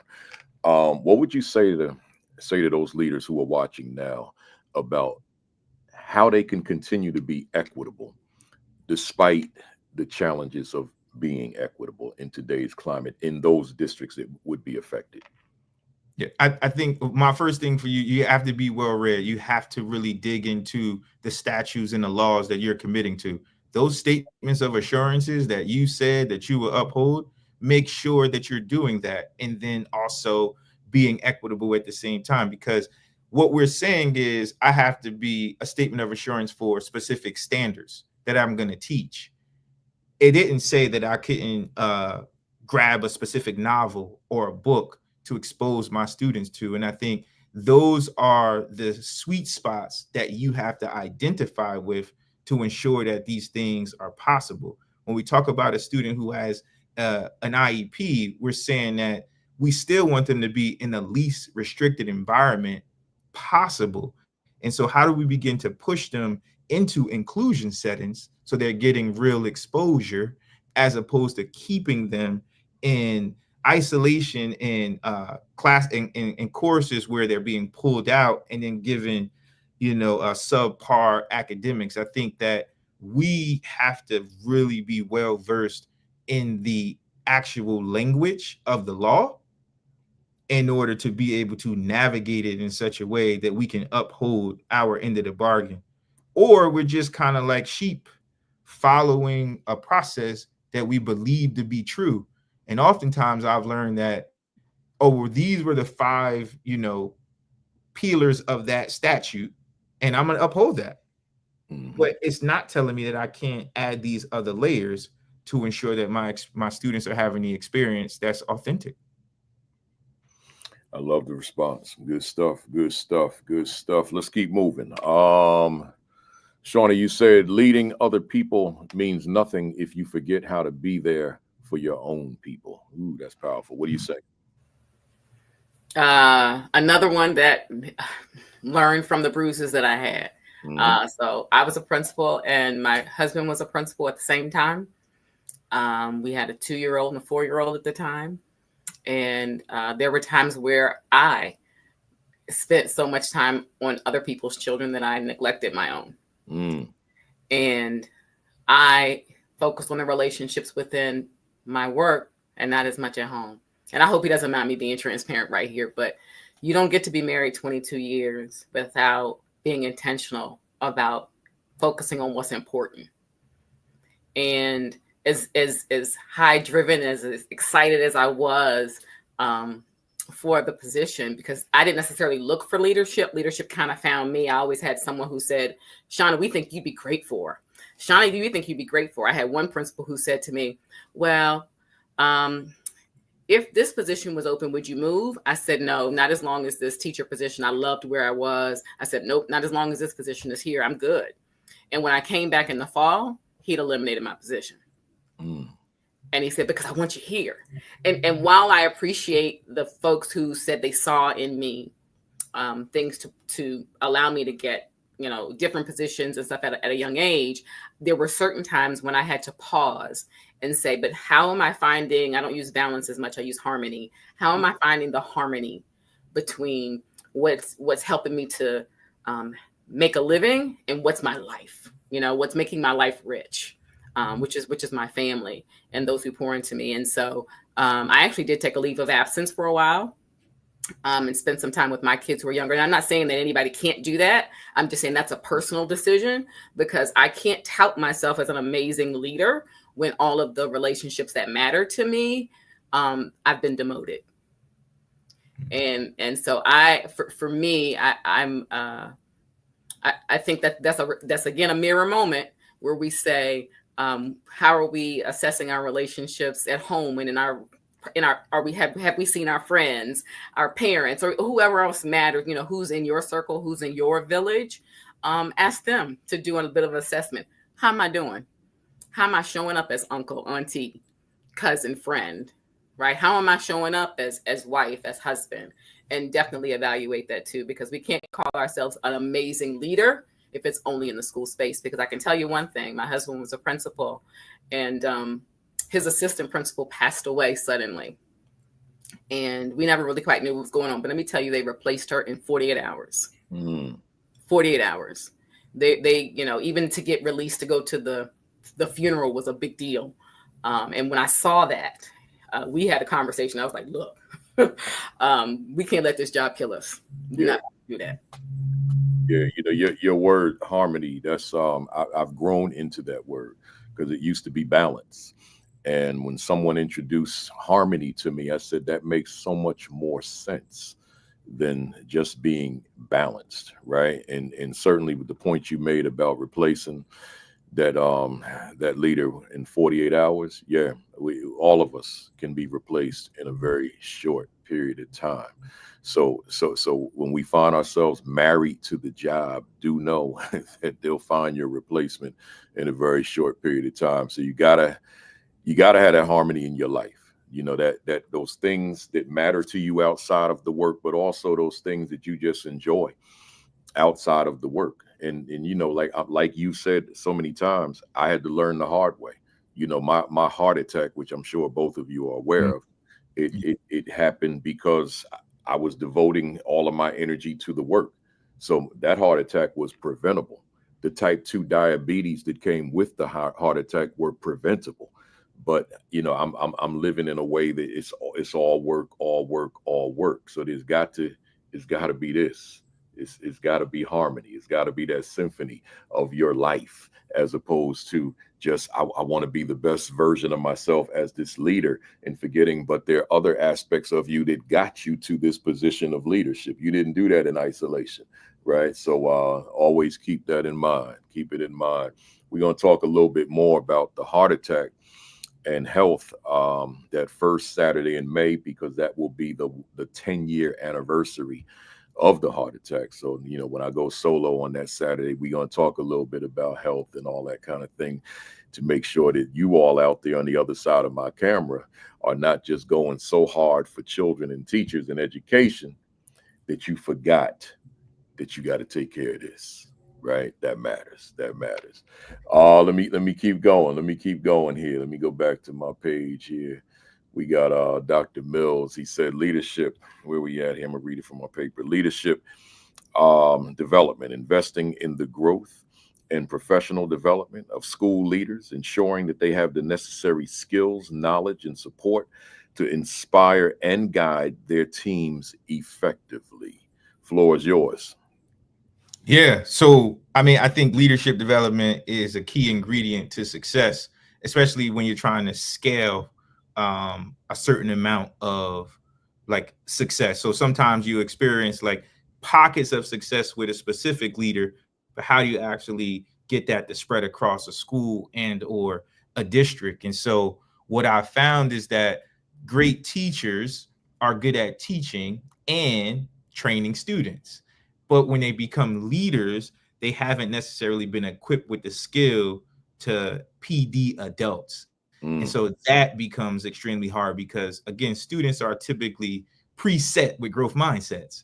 But then you get these adults that have their own biases for why, you know, you shouldn't have been my leader and what I can and can't learn from you. And sometimes you have to peel those layers back so you can really begin to permeate their soul and just see them grow and blossom. And so what I've done is, again, we're talking about like this architecture. Even in Shabazz, what was extremely important for me was that leaders did PD, but we had experts come in first, right, to work with those leaders, train those leaders, make sure that their lens was normed at what we were actually looking for.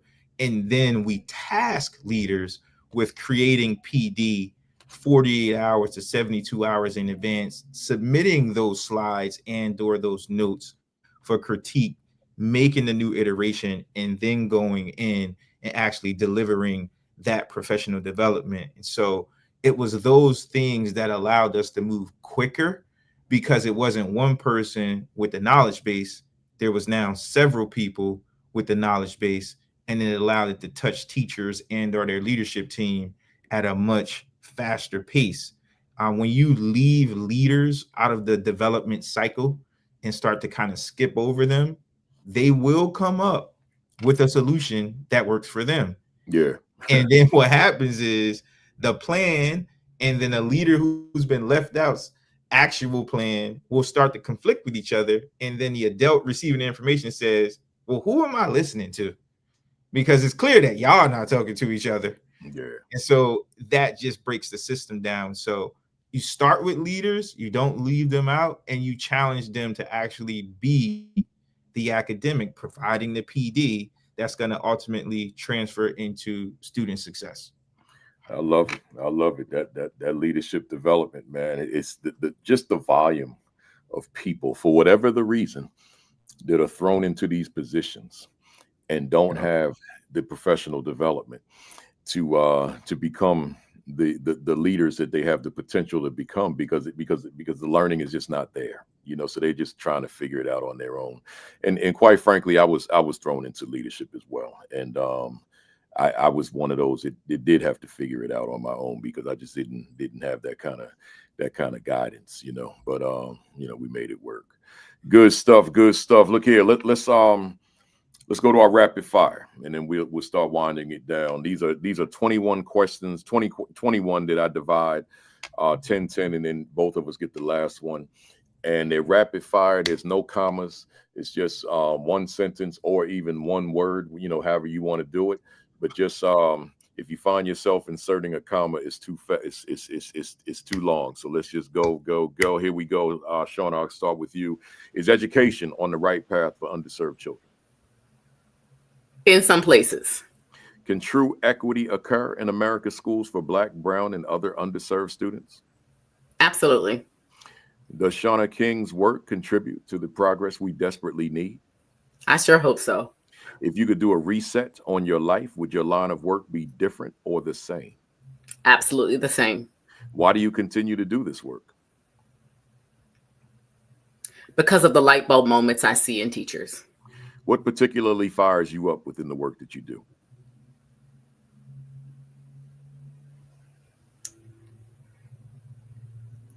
When adults stop saying these kids can't. What do you dislike about the work you do? Not enough time, so many schools. What has been your greatest victory in your work thus far?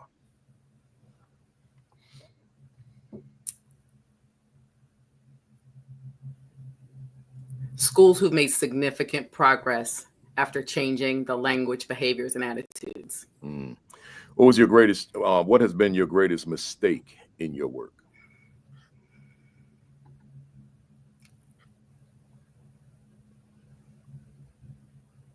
Not acknowledging the power that I could bring to a classroom, to a school earlier. And finally, what has been your greatest challenge in the work that you do? Misperceptions of consultants. Dr. Mills, are you proud of your first year as a principal? Extremely proud. Who inspires you in the work that you do? Principal Kimfele. Oh, man. That's real. That's a real answer. I appreciate you, too. I appreciate you immensely for that. What book do you recommend for our fam out there this afternoon? You might as well give them this one. Right? Okay, the turnaround 180 days of change. My book. That's it. What do you want to accomplish that you haven't accomplished yet? The goal would be to get students to greater heights of proficiency levels. I want to empower them to be proficient in reading, writing, and problem solving. Love it. Are you satisfied with where you are professionally? I am. Yes, I am. Is there another gear to your leadership, or are you at peak performance now? Always another gear. The more I can consume and learn, the greater I can be at providing the service. What would you say to an assistant principal out there who continues to face closed doors to the principalship? Never give up. Keep pushing, keep learning, keep trying, and problem solving. Your time will come. What would you say to a leader out there, a principal out there who's lost their leadership passion? Find you a mentor, an accountability partner to help you experience small wins. What would you say to a leader out there who's lost their leadership confidence?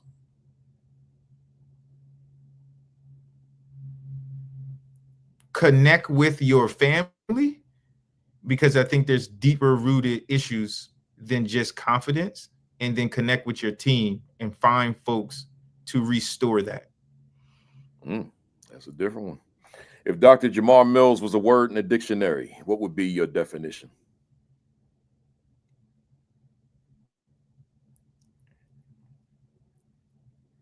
Humble and consistent. And if Shauna F. King was a word in a dictionary, what would be your definition? Edifier. Love it. I appreciate the two of you. This was great stuff. Before we close out, Dr. Mills, matter of fact, let me talk to the fam out there. Fam, you know how we applaud our guests. Newbies, you wouldn't know. We just give them our favorite emojis. If today's session resonated with you, if there was some good nuggets dropped, if you learned something, if there was something you could take back to your school and infuse into your work, give us your favorite emojis.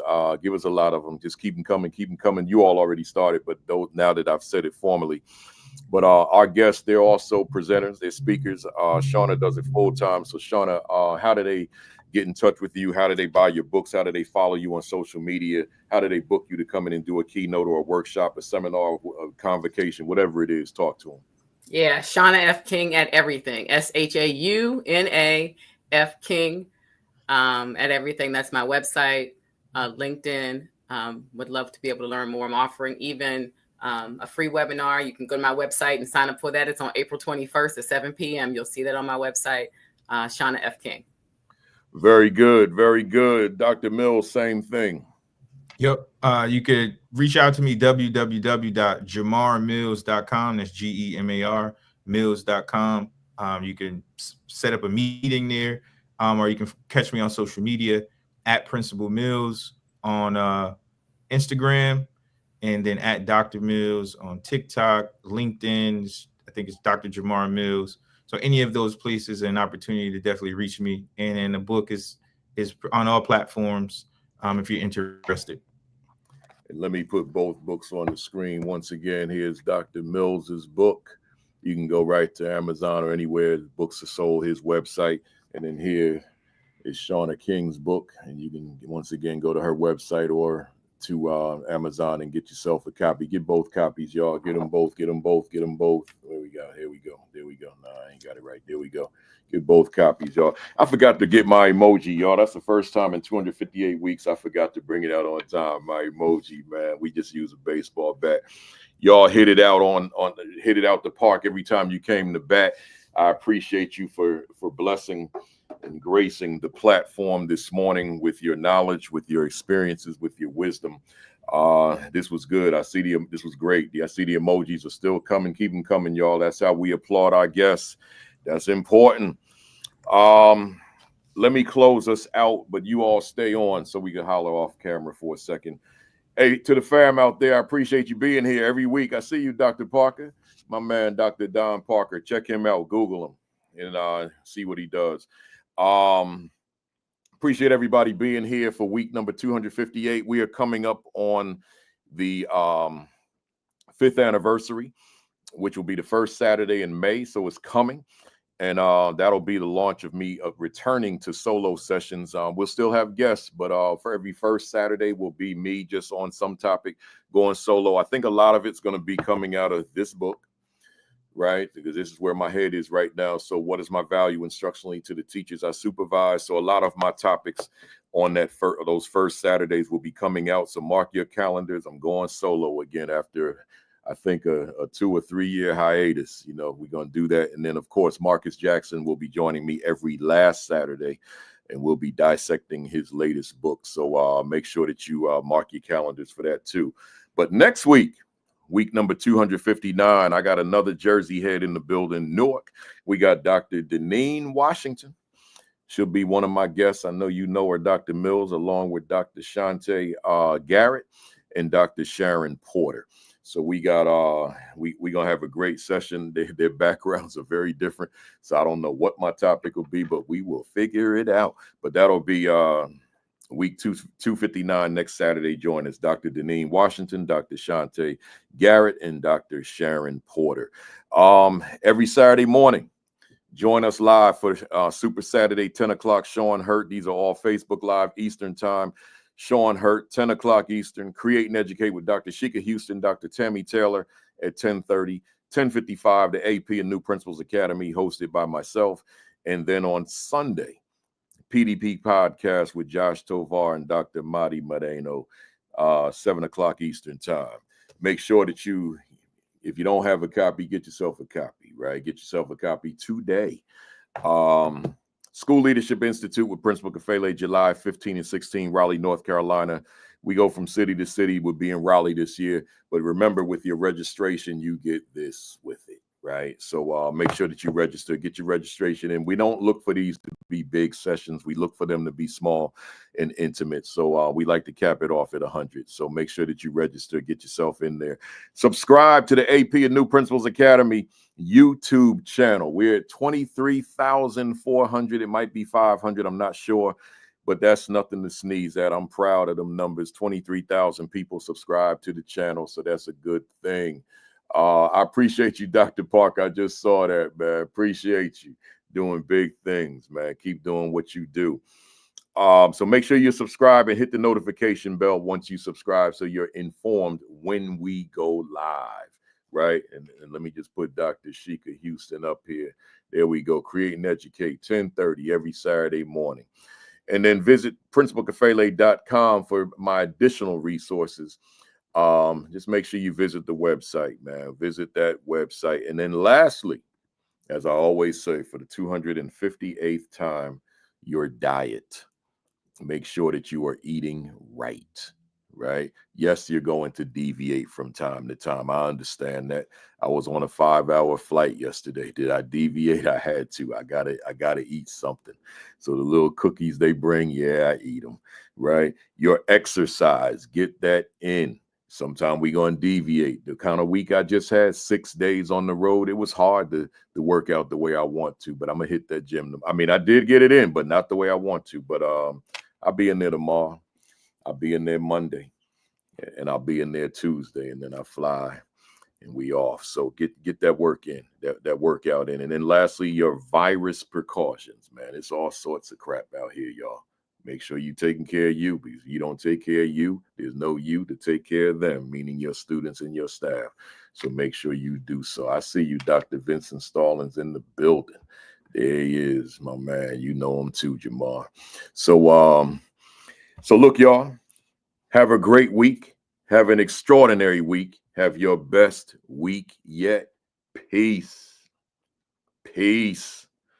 Thumbs up. Cock that fist back. Count to 3. 1, 2, 3. Bam! I'll see y'all next Saturday at 10:55 on time. Be well, be good, be strong, and be safe. And that other stuff I started with, it is what it is since January 20th. Just handle your business accordingly.